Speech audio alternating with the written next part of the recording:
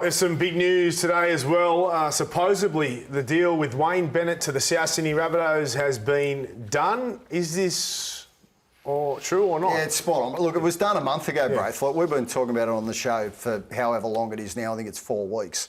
Russell Crowe did the deal with Wayne when he first arrived back in Australia from his most recent overseas movie set.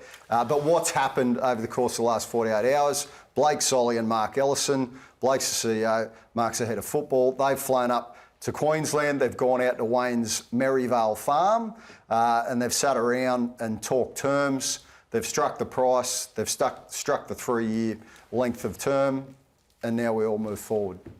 The $850 I was told originally is off the mark. There's no way. I reckon I'm hearing it's more. And then the Russell add-ons. I'd be stunned if it's under 1.2 to 1.3. Throw in some KPIs. He's worth every cent. I agree.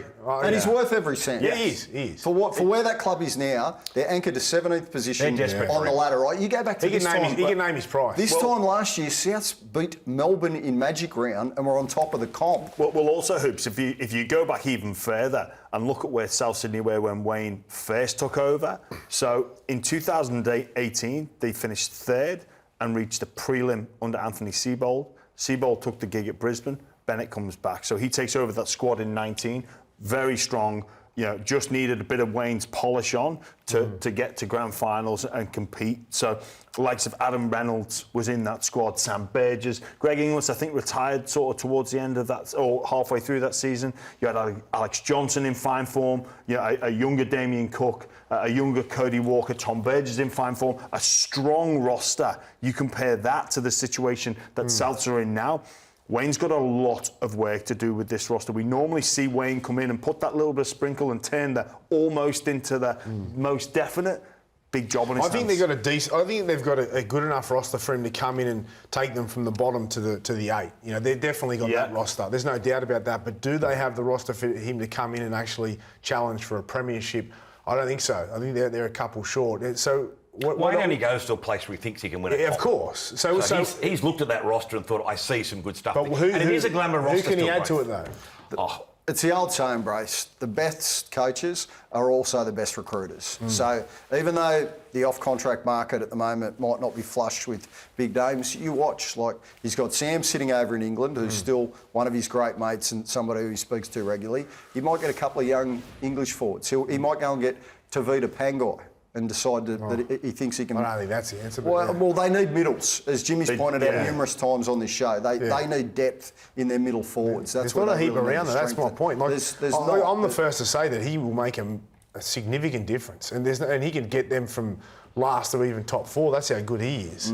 But I don't know if he can win a comp with the squad they've got. They are a couple of forwards short. And who do you go for? Utoya Kamanu could be a potential. That would be a good one. Yeah. With his, the clause. How good is putting a clause in your deal if you're a struggling football club, by the way. So obviously he could potentially be available for next season. Yep. The Sharks may have a rejuggle. They've got obviously Fanua Blake coming in. They've got some really strong middles.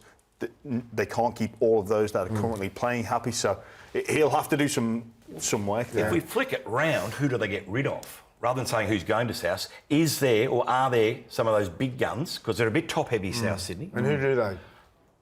Good question. Damien Cook would be the first one you'd think that could be moved on, given his age. Given the price. I mean, Cookie's a legend. He's a great player. Yeah, and a great guy. But it's the price that a few of those big names are on it. No one's mentioning Cody, but Cody's on 800 plus, and is it that much? I think it's only about 650 on the books. Really? Yeah, I think it's only about 650 on the cap. Yeah. I'm shocked by that. Yeah. Okay. And he was their best player in fairness. I'm not saying getting rid of him. He was their best player. I'm not saying getting rid of him. I'm not saying getting rid of him. Yeah. I'm just saying there's not just Cook. I think Wayne not just Cook. There's a few guys there on some decent coin. Wayne's a style of coach, and we've seen it previously. He can sprinkle the magic dust and get the best out of the likes of Cody, a superstar who's getting towards the end of his career. Totola. You watch him regenerate him. Totola will be back. He'll get more out of him. Kaloma Tangi, Campbell Graham coming back. Jayara gets a shoulder fix. You can see some shoots there, but they need a little bit of addition. They need some additions. The name I keep hearing is Jeremy Marshall-King, and that's where it'll get interesting because if Cookie does move on, and I think if Cookie is to move on, there's no question there would be at least 5 other clubs in the NRL that would love to have somebody like Damien Cook. So he just goes and does a 12-month cameo there, then ends up coming back to Souths and working in the football department, play on. Without doubt.